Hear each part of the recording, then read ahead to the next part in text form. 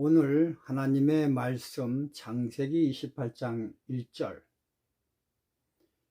이삭이 야곱을 불러 그에게 축복하고 또 부탁하여 가로되, 오늘 설교 제목은 축복과 부탁의 내막입니다. 부모와 자식 간 마지막으로 이별하는 장면에서 이삭은 야곱에게 두 가지의 행위를 하고 있습니다. 첫째는 자기 영역 밖의 일과 둘째는 자기 영역 안의 일입니다. 자기 영역 밖의 일은 축복하는 일이고 자기 영역 안의 일은 부탁하는 일입니다. 이삭에게 있어서 자기 영역 안의 일이 무엇인가? 그것은 부탁입니다. 이 일에 대해 야곱은 이렇게 할 수도 있고 저렇게 할 수도 있는 일입니다. 그렇기 때문에 제발 야곱 자신의 의지대로 하지 말고 아비 어미의 의지대로 해달라는 부탁을 하는 것입니다. 그럼 그 부탁의 내용이 뭔가요?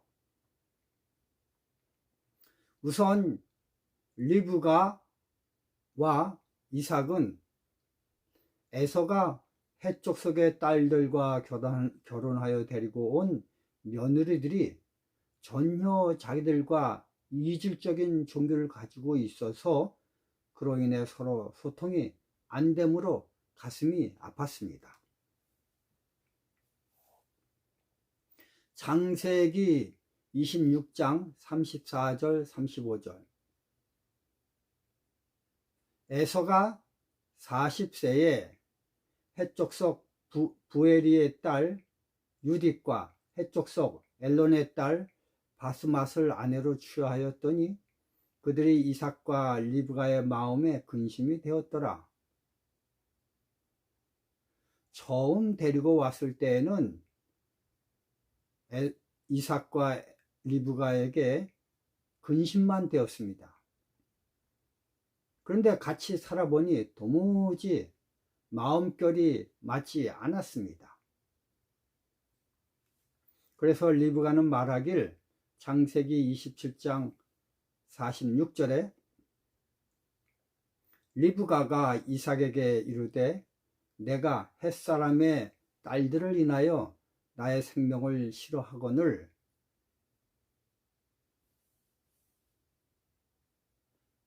야곱이 만일 이 땅의 딸들, 곧 그들과 같은 햇사람의 딸들 중에서 아내를 취하면 나의 생명이 내게 무슨 재미가 있으리까? 에서가 데리고 온 며느리들 때문에 시어머니 리브가는 자기의 생명까지 싫어하는 상태가 되었습니다. 이 말을 쓴 한국 풍속적으로 말을 한다면 며느리 때문에 삶이 지겨워 죽고 싶다라는 표현으로 바꿀 수도 있습니다. 그런데 이삭도 이 문제에 대해서만은 아내 리브가와 같았습니다. 비록 이삭은 에서가 잡아다 주는 사냥감의 고기 맛에 휩쓸려 이성을 잃고 에서에게 축복하고자 하였지만 며느리에 대해서만큼은 아내 리브가와 동일한 감정이었습니다. 나중에 이삭은 자기를 속여 축복을 빼앗은 아내 리브가에게 화를 내자 아내 리브가는 그렇게 할 수밖에 없었던 자기 마음의 상태를 창세기 27장 46절을 통해 말을 한 것입니다.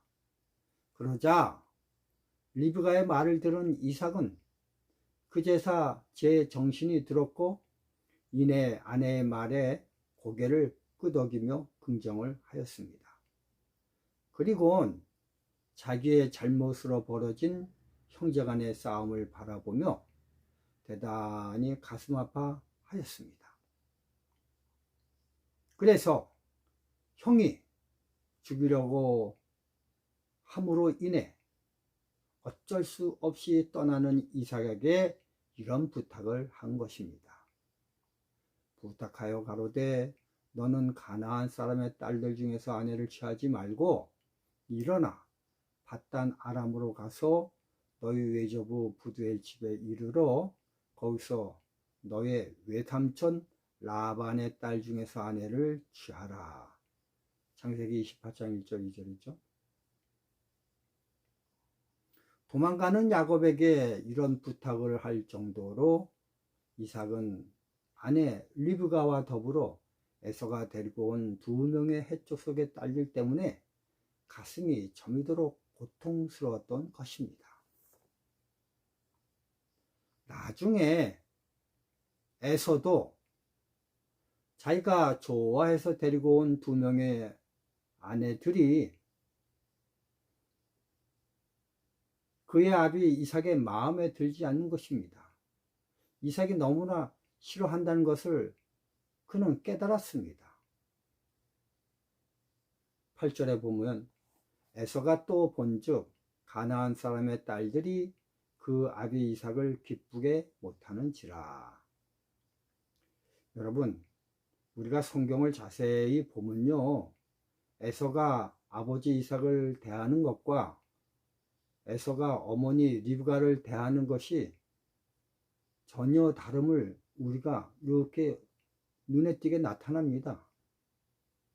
에서는 아비 이삭에 대해서는요, 끔찍히 존경하며 아끼는 반면, 이걸 어디서 볼 수가 있냐면요, 창세기 27장 46절, 아버지를 곡할 때가 가까웠은즉 내가 내 아우 야곱을 죽이리라.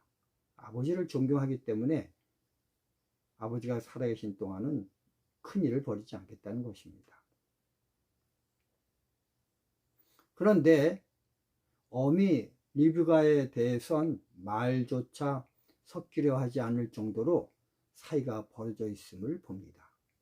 그래서 8절에 온통 아비 이삭의 눈초리만 신경 쓰는 것을 봅니다. 그 아비 이삭을 기쁘게 못하는지라. 이 내용에서요, 이삭이 아비에 대한 생각은 있지만 어미에 대한 생각이 없다는 것입니다. 제가 말을 잘못, 이삭이 아니라 에서입니다. 에서의 심중에는 어머니 리브가에 대한 생각이나 관심은 털끝만큼도 없음을 그의 표현에서 엿볼 수 있습니다. 그렇지만요, 리브가는 신앙과 이성적 판단에 있어서는 감정적으로 판단하는 아비 이삭보다 훨씬 더 정확합니다. 이처럼 성경은 매우 간략하게 적혀 있지만 성경을 잘 살펴보면요, 무궁무진하게 그 당시 상황을 모두 녹여 적어 놓은 것을 보게 됩니다. 그렇기 때문에 성경을 여기서 조금 저기서 조금씩 깊이 살펴보며 읽어야 합니다. 자, 그렇다면 첫째, 자기 영역 밖의 일인 축복에 대해서 한번 알아봐 봅시다. 그리고 왜 축복이 자기 영역 밖의 일인가도 생각해 봅시다. 그것은 하나님의 것인데 단지 위임받은 것 뿐이기 때문입니다. 창세기 20장 3절과 7절. 그 밤에 하나님이 아비멜렉에게 현몽하시고 그에게 이르시되 내가 취한 그 여인을 인하여 내가 죽으리니 그가 남의 아내임이니라. 이에 그 사람의 아내를 돌려보내라. 그는 선지자라. 그가 너를 위하여 기도하리니 내가 살려니와. 우리 여러분, 이 성경 안에서 하나님이 직접 아비멜렉 왕을 죽이실 수도 있으셨습니다. 그러나 하나님은 아비멜렉의 생명 박탈권을 아브라함에게 위임을 했습니다. 그래서 아브라함이 죽이길 원하면 죽이고 살리길 원하면 살려주십니다. 이처럼 하나님의 힘이 아브라함에게 완전 이전된 것입니다. 축복도 마찬가지입니다. 하나님이 가시신 축복 권한을 이삭에게 위임한 것입니다. 축복은 100% 하나님의 것이지만 그것을 누구에게 주는지는 이삭이 선택할 수가 있습니다. 만약 그 축복을 처음 이삭의 의도대로 에서에게 했다면 하나님은 어쩔 수 없이 에서에게 축복을 내리셔야만 하셨습니다. 그러나 방법은 하나님의 방법은 아니지만 하여간 이삭과 에서는 자기들의 욕심과 무관심으로 그 축복을 잃어버립니다. 그렇다면 그 축복의 내용이 뭘까요? 어떤 내용이 축복일까요? 창세기 1장 27절 28절 하나님이 자기 형상 곧 하나님의 형상대로 사람을 창조하시되 남자와 여자를 창조하시고 하나님이 그들에게 복을 주시며 뭐요? 복을 주시며 그들에게 이르시되 생육하고 번성하여 땅에 충만하라. 성경에 맨 처음 하나님이 인간에게 베푸시는 축복은 생육하고 번성하라는 것입니다. 이삭은 이것에 의거해 떠나는 야곱에게 이렇게 축복을 하였습니다. 전능하신 하나님이 내게 복을 주어 너로 생육하고 번성케 하사 너로 여러 족속을 이루게 하시고 창세기 28장 3절 이러한 하나님의 축복은 현대에도 동일합니다. 단지 생육하고 번성하라는 것이 생물학적 생육과 번성이 아니라 영적인 생육과 번성으로 승화된 것이 다른 것입니다. 마태복음 28장 18절 19절 예수께서 나와 일러 가라사대 하늘과 땅의 모든 권세를 내게 주셨으니 그러므로 너희는 가서 모든 족속으로 제자를 삼아 아버지와 아들과 성령의 이름으로 침례를 주고 구약의 아브라함과 마찬가지로 하늘과 땅의 모든 권세를 내게 주셨다고 성경은 명확히 말하고 있습니다. 하나님이 아브라함에게 자신의 능력을 위임하셨듯이 현대에도 하나님은 자신의 백성들에게 자신의 권세를 위임하셨습니다. 그래서 그 위임받은 하나님의 권세를 가지고 모든 족속으로 제자를 삼아 아버지와 아들과 성령의 이름으로 침례를 주라고 하나님께서는 내게 명령을 하십니다. 즉 영적으로 생육하고 번성하라는 것입니다.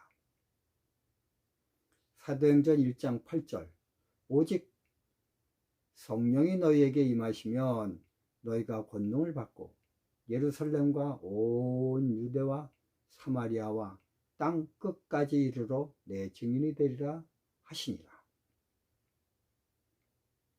그리고 예수님은 이 말씀을 마치시고 저희 보는 데서 올리고 가셨습니다.